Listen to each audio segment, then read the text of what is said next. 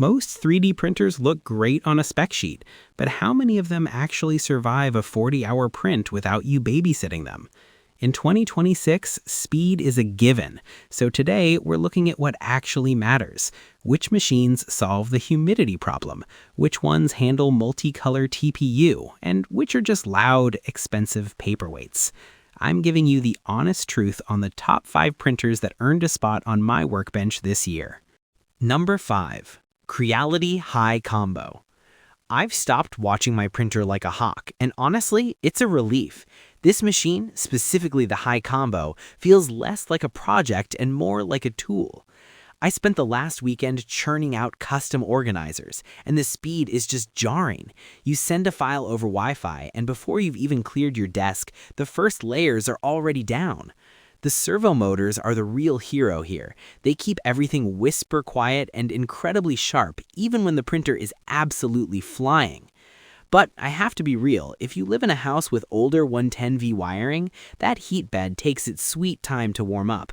It's a bit of a buzzkill when the rest of the machine is built for pure velocity. If you're the type who's tired of troubleshooting and just wants to hit print, this is your move. If you're on a tight budget though, keep looking. This is definitely a buy once, cry once kind of investment.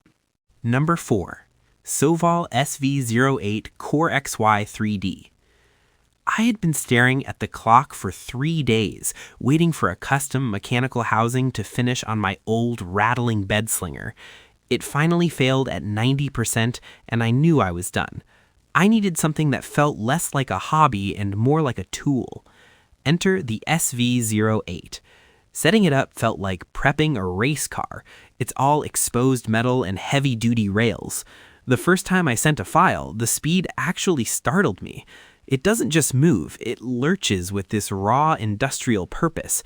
Because the bed is so massive, I stopped trying to Tetris my parts into corners and just threw everything on the plate at once. The ceramic heater is the real hero. I barely have time to grab a coffee before the nozzle is hot and the first layer is down. However, the fans sound like a jet engine taking off in my office, which makes taking calls in the same room a bit of a challenge. If you've got a dedicated workshop and you're tired of being limited by small, slow machines, this thing is a beast. Just don't expect it to be a quiet roommate.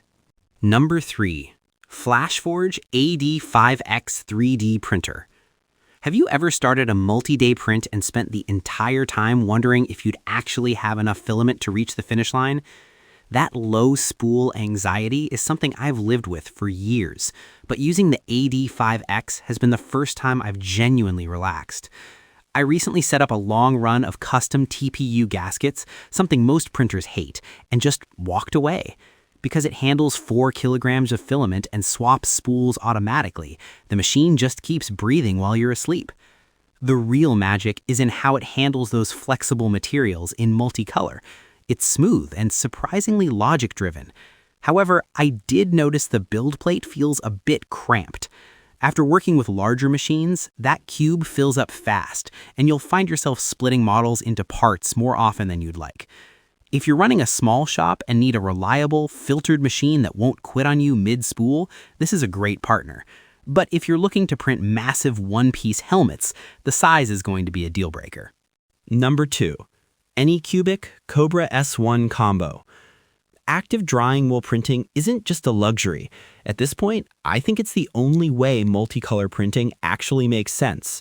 I've spent too many years reviving wet rolls of PETG only for them to soak up humidity again during a long 40-hour print. With the Kobra S1 and the Ace Pro box, that cycle finally stops. I've been running 4-color prints that look injection molded because the filament stays at its optimal temperature and humidity from start to finish.